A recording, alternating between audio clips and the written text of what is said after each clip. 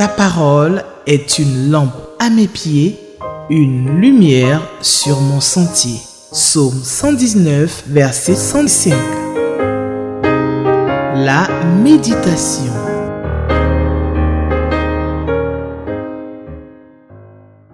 Notre Dieu règne encore, jamais son amour ne s'endort.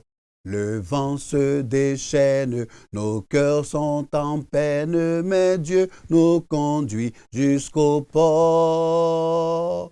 Notre Dieu règne encore, jamais son amour ne s'endort. Ce qu'il nous promet reste vrai pour jamais. Notre Dieu règne encore. Alléluia. Pour la méditation de ce 17 novembre 2024, la Ligue pour la lecture de la Bible nous propose Daniel, chapitre 9, du verset 1 jusqu'au verset 19. Voici donc notre texte de méditation. Daniel, chapitre 9, du verset 1 jusqu'au verset 19. Je vais donc lire la parole de Dieu dans la version Louis II. Mais avant, permettez que nous puissions prier le Seigneur. Nous te bénissons, nous te louons, Seigneur. Nous te rendons grâce pour ta parole. Ta parole qui est une lampe à nos pieds. Ta parole qui est une lumière sur notre sentier. Nous te disons merci pour cette parole. Seigneur, ouvre notre intelligence. Donne-nous la sagesse. Donne-nous la bonne interprétation. Que ton nom soit béni. Donne-nous l'assistance du Saint-Esprit pour mener à bien cette méditation et surtout pour la mettre en pratique. Au nom de Jésus-Christ. Amen. Chapitre 9 de Daniel. La première année de Darius, fils d'Assérus, de la race des Mèdes, lequel était devenu roi du royaume des Chaldéens. La première année de son règne, moi, Daniel, je vis par les livres qu'il devait s'écouler 70 ans pour les ruines de Jérusalem, d'après le nombre des années dont l'Éternel avait parlé à Jérémie le prophète. Je tournais ma face vers le Seigneur, Dieu, afin de recourir à la prière et aux supplications, en jeûnant et en prenant le sac et la cendre. Je priai l'Éternel mon Dieu, et je lui fis cette confession. Seigneur, Dieu grand et redoutable, toi qui gardes ton alliance et qui fais miséricorde à ceux qui t'aiment et qui observent tes commandements. Nous avons péché, nous avons commis l'iniquité, nous avons été méchants et rebelles, nous nous sommes détournés de tes commandements et de tes ordonnances. Nous n'avons pas écouté tes serviteurs, les prophètes, qui ont parlé en ton nom à nos rois, à nos chefs, à nos pères et à tout le peuple du pays. À toi, Seigneur, est la justice et à nous la confusion de face. En ce jour, aux hommes de Juda, aux habitants de Jérusalem et à tout Israël, à ceux qui sont près et à ceux qui sont loin, dans tous les pays où tu les as chassés à cause des infidélités dont ils se sont rendus coupables envers toi. Seigneur, à nous la confusion de face, à nos rois, à nos chefs et à nos pères, parce que nous avons péché contre toi. Auprès du Seigneur, notre Dieu, la miséricorde et le pardon, car nous avons été rebelles envers toi. Nous n'avons pas écouté la voix de l'Éternel, notre Dieu, pour suivre ses lois qu'il avait mises devant nous par ses serviteurs les prophètes. Tout Israël a transgressé ta loi et s'est détourné pour ne pas écouter ta voix. Alors se sont répandues sur nous les malédictions et les imprécations qui sont écrites dans la loi de Moïse, serviteur de Dieu, parce que nous avons péché contre Dieu. Il a accompli les paroles qu'il avait prononcées contre nous et contre nos chefs qui nous ont gouvernés. Il a fait venir sur nous une grande calamité. Il n'en est jamais arrivé sous le ciel entier une semblable à celle qui est arrivée à Jérusalem. Comme cela est écrit dans la loi de Moïse, toute cette calamité est venue sur nous et nous n'avons pas imploré l'Éternel notre Dieu. Nous ne nous sommes pas détournés de nos iniquités. Nous n'avons pas été attentifs à ta vérité. L'Éternel a veillé sur cette calamité et l'a fait venir sur nous, car l'Éternel, notre Dieu, est juste dans toutes les choses qu'il a faites, mais nous n'avons pas écouté sa voix. Et maintenant, Seigneur, notre Dieu, toi qui as fait sortir ton peuple du pays d'Égypte par ta main puissante et qui t'as fait un nom comme il est aujourd'hui, nous avons péché, nous avons commis l'iniquité. Seigneur, selon ta grande miséricorde, que ta colère et ta fureur se détournent de ta ville de Jérusalem, de ta montagne sainte, car à cause de nos péchés et des iniquités de nos pères, Jérusalem et ton peuple sont en opprobre à tous ceux qui nous entourent. Verset 17. Maintenant donc, ô notre Dieu, écoute la prière et les supplications de ton serviteur, et pour l'amour du Seigneur, fais briller ta face sur ton sanctuaire dévasté. Mon Dieu, prête l'oreille et écoute. Ouvre les yeux et regarde nos ruines. Regarde la ville sur laquelle ton nom est invoqué. Car ce n'est pas à cause de notre justice que nous te présentons nos supplications, c'est à cause de tes grandes compassions. Et verset 19, enfin, Seigneur, écoute, Seigneur, pardonne, Seigneur, sois attentif, agis et ne tarde pas, par amour pour toi, ô mon Dieu, car ton nom est invoqué sur ta ville et sur ton peuple. Alléluia. Acclamons la parole du Seigneur. Acclamons la parole du Seigneur. Alléluia. Voilà. Alors, la Bible dans la version Louis II, la Bible dans la version Louis II donne donc comme titre les 70 semaines. Verset 1. Notons que Darius était un nom. Hein? Darius, c'était un nom. C'était un titre honorifique de Cyrus. Donc Cyrus devient roi par la volonté de Dieu. Et puisqu'il fut le premier monarque de l'empire médo-perse, nous sommes donc en 539 avant Jésus-Christ. Cette datation correspond aussi à la première année après la mort de Belshazzar et la chute de Babylone. Si on évolue, et la chute donc de Babylone. Si nous évoluons, nous allons voir que cette datation correspond, n'est-ce pas, à la chute de Babylone. Alors, au verset 1, 70 ans. Dans son étude des livres, donc, je vais parler des textes de l'Ancien Testament.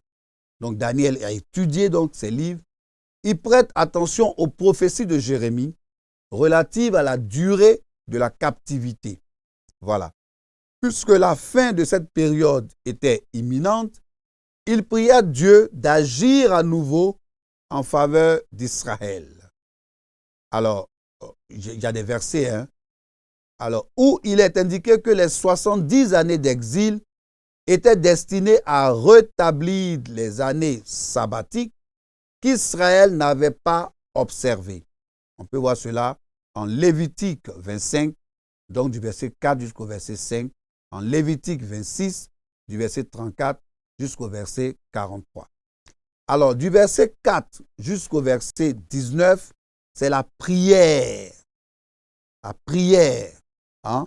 Du verset 4 jusqu'au verset 19, le verset 4 commence par quoi? Le verset 4 commence par « Je priais l'Éternel mon Dieu et je lui fis cette confession. » Donc cette prière-là, qui a commencé au verset 4 jusqu'au verset 19, jusqu'à la fin de notre méditation. Les divers éléments de ce passage livrent de riches enseignements sur la prière. La prière est une arme efficace. La prière est une arme efficace. La prière est une arme efficace. Chers téléspectateurs, la prière est une arme très efficace parce que nous communiquons avec le spirituel. Nous sommes dans le spirituel.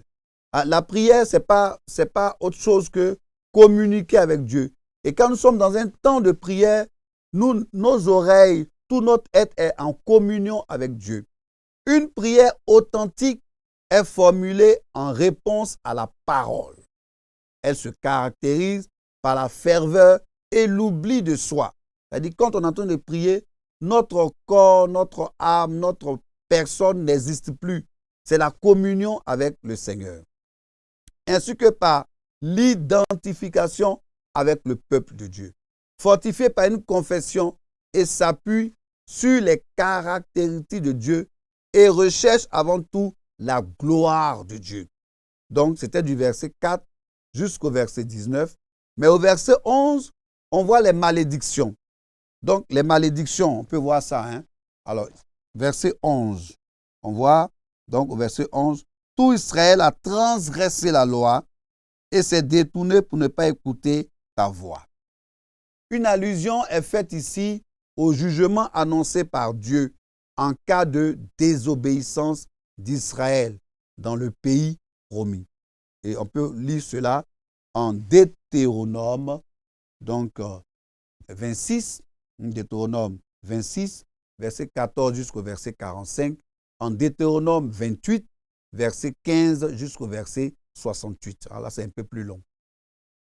Jugement qui était effectivement tombé sur le peuple. Ce jugement-là contrastait vivement avec les bénédictions associées à la foi et à l'obéissance. J'espère que je me fais bien comprendre. Lévitique 26, verset 3 jusqu'au verset 13. Deutéronome 28, verset 1 jusqu'au verset 14. Dieu avait promis que même en cas de jugement, si Israël acceptait de confesser son péché ou ses péchés, les bénédictions pleuvraient de nouveau. Les bénédictions là allaient pleuvoir. Ça allait être une avalanche de bénédictions. Bénédiction après bénédiction. Bénédiction après bénédiction. Si et seulement si Israël acceptait de confesser ses péchés. On peut voir cela en Deutéronome 26, du verset 40 jusqu'au verset 45. Alors, au verset 16, Daniel pria pour une restauration à 3 volets. Il pria pour une restauration à 3 volets. Au verset 16. Seigneur, selon ta grande miséricorde, que ta colère et ta fureur se détournent de la ville de Jérusalem, de ta montagne sainte. Car à cause de nos péchés et des iniquités de nos pères, Jérusalem et ton peuple sont en opprobre à tous ceux qui nous entourent. Donc au verset 16, nous voyons bien que Daniel adresse une prière, mais qui a 3 volets. Puisqu'il demande à Dieu, 1, de rétablir la ville, 2, le sanctuaire, et 3, le peuple. La ville, le sanctuaire, le peuple. Mais Dieu n'en négligea aucun. Dieu n'a pas négligé la ville, Dieu n'a pas négligé le sanctuaire, Dieu n'a pas négligé le peuple. Dieu, dans sa réponse, n'a négligé aucun donc, de ces 3 éléments. Vous voyez que c'est important. La prière, c'est une arme efficace. Je vous demande, chers téléspectateurs, menons une vie de prière. Engageons-nous dans un temps de prière. Ce n'est pas forcément la durée, c'est-à-dire prier pendant 2 heures, pendant 3 heures. Non, non, non. C'est la qualité du moment que nous passons devant Dieu. Nous pouvons prier pendant 15 minutes. Mais ces 15 minutes-là, ce sera des moments tellement intenses de communion avec le Seigneur que peut-être, je dis bien peut-être, quelqu'un va faire 2 heures ou bien 1 heure, mais avec un peu de distraction, avec son téléphone qui sonne, avec une concentration qui n'est pas toujours capitalisée ou concentrée. Alors, voilà, il passera, on va dire, moins de temps dans la présence de Dieu. Ici, Daniel adresse une prière et nous demande de mener une vie qualitative de prière, une vie engagée dans la prière. Chers téléspectateurs, je voudrais qu'en ce jour, nous puissions être amenés dans le bateau, dans ce bateau qui demande que nous puissions être des intercesseurs. Ça ira, des intercesseurs. Et pour cela, je vais saluer avec respect, voilà, saluer avec respect mon aîné, notre frère Aoni Raphaël, qui est aussi un des présentateurs de Méditons ensemble, de la méditation sur Espérance TV. Et je pense qu'il passe toujours avant moi, il passe toujours un jour avant moi. Et lui, il est président de Intercesseurs pour la Côte d'Ivoire. Donc, c'est une personne engagée dans la prière. Et nous voulons vous communiquer justement la prière qui débloque des situations, qui ouvre des portes. Alléluia! La prière qui débloque, qui ouvre. Mais ici, nous sommes en face d'une prière de repentance, une prière d'humilité, une prière qui demande que Dieu intervienne.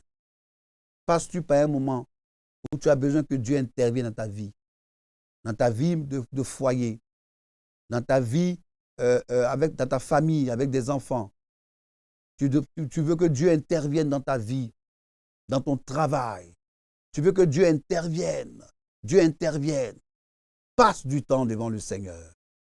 Mets devant lui tous tes sujets, toutes tes préoccupations et il interviendra à coup sûr. Alléluia.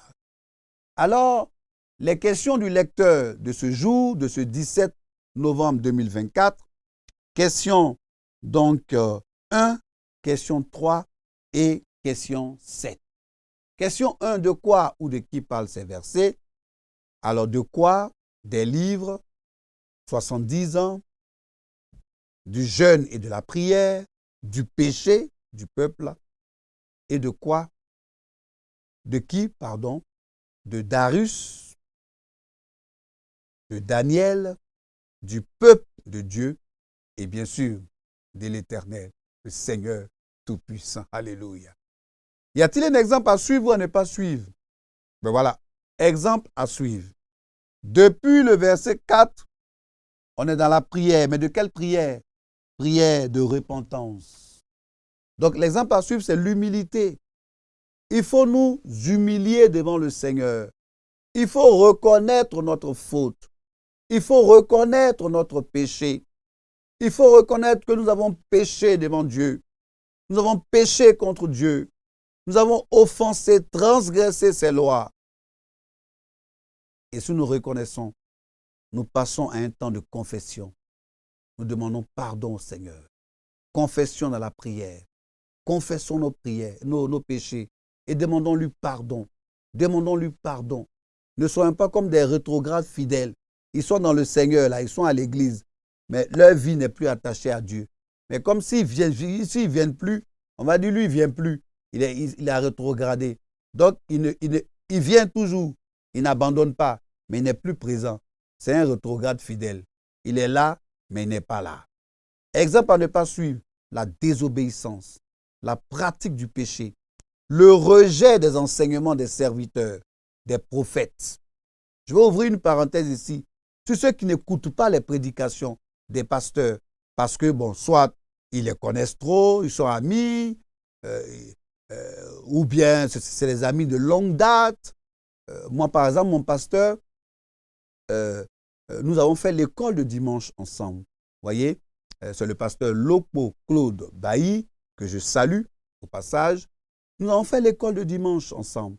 Aujourd'hui, il est mon pasteur. Je prie dans l'assemblée que le Seigneur lui a permis de diriger. Mais je ne dis pas parce qu'on a joué des billes ensemble, on a mangé des cocomans ensemble, on a cueilli des cocomans. Donc, voilà, qu'est-ce qu'il peut m'apprendre? Non, non, non, non, pas du tout. Il a reçu un mandat de Dieu et il est le serviteur de Dieu. Je suis à ses côtés, je suis dans le service avec lui. Mais je ne dis pas, non, non, on se connaît trop. Le rejet des enseignements des serviteurs, des prophètes, des hommes de Dieu. Il faut faire attention. s'il a reçu un appel de Dieu, il faut faire attention à son enseignement. Quelle vérité Dieu me révèle-t-il? Mais Dieu me révèle que quand on a péché, ou bien quand on reconnaît son état de pécheur, mais il faut se confesser. Il faut confesser ses péchés. Il faut se répandre devant Dieu. Il faut répandre son âme devant Dieu et reconnaître que Dieu, Dieu seul, est Dieu et que nous sommes des pécheurs. C'est en cela qu'il va nous délivrer. Alors, le commentaire du lecteur de ce 17 novembre 2024, et là nous allons allègrement vers la fin de l'année. Hein? On va vers la fin de l'année. Ah, c'est hier seulement qu'on a vu que 2024 avait commencé. Et puis allez, voilà, dans un mois, on va dire, ça sera la fin de 2024. Le commentaire dit, alors, reconnaître la faute de tout le peuple est important, mais accepter d'endosser la faute avec le peuple est de loin meilleur. Daniel, dans sa prière, se fait le porte-parole du peuple d'Israël. En bon lecteur des livres, c'est-à-dire, il a réalisé que l'écriture est en train de s'accomplir. Il a alors compris qu'il y a une résolution à prendre. Ne pas soulever tout simplement les fautes des autres membres du peuple et de les désigner ainsi comme les seuls coupables. Non. Daniel, lui, s'est placé au rang de ses contemporains, pécheurs, et a montré que tous, ils ont besoin du pardon de Dieu. Quel bel exemple d'humilité. Sa prière est marquée par la soumission et l'honnêteté. Saurais-je tirer des leçons de l'attitude de Daniel en évitant de me limiter à critiquer les voisins, les autorités locales, les responsables d'église? Hey! Il y en a qui sont passés mettre dans l'art de critiquer. C'est tout leur travail, critiquer. Comme étant la source des maux qui se produisent au sein de la société, l'histoire continue. L'exil est permis par Dieu à cause de la désobéissance du peuple. Mais Dieu est présent, même dans cet exil douloureux. La requête de délivrance lancée par Daniel est basée sur la reconnaissance que Dieu est juste dans ce qu'il accomplit. D'où la repentance sincère en s'identifiant au peuple. Pour aller plus loin, selon le lecteur, efforçons-nous d'analyser la ferveur avec laquelle Daniel intercède. La ferveur avec laquelle Daniel intercède. Seigneur, nous te bénissons, nous te louons pour cette méditation de ce 17 novembre 2024. Seigneur, je reconnais que je suis pécheur. Je reconnais que j'ai péché contre toi. Je reconnais, mes fautes. Seigneur, je me mets devant toi en ce jour pour te demander pardon. Pardon, pardon et pardon. Avec le peuple, avec nos téléspectateurs, nous te demandons pardon. Seigneur, merci parce que tu es le Dieu de la délivrance. Tu es le Dieu qui accorde le pardon et la miséricorde. Au nom de Jésus-Christ. Amen. Voilà, Daniel chapitre 9, du verset 1 jusqu'au verset 19 a été notre test de méditation. Alors, en guise de conclusion, j'aimerais simplement vous dire que je salue toute la communauté Bethel à Bégerville, pasteur Lopo Claude Bailly et tous les membres du conseil. En tout cas, que Dieu vous bénisse. Voilà. Je salue également tous ceux qui nous suivent via tous les canaux. Je vous demande d'apporter des critiques, vous qui méditez avec nous, faites-nous des remarques, apportez des critiques constructives, on s'entend très bien, pour améliorer, n'est-ce pas, ce que nous faisons, notre méditation, et surtout, rester attachés au Seigneur. Que Dieu soit loué et shalom dans vos vies. Ta parole est une lampe à mes pieds, une lumière sur mon sentier. Psaume 119, verset 105. La méditation.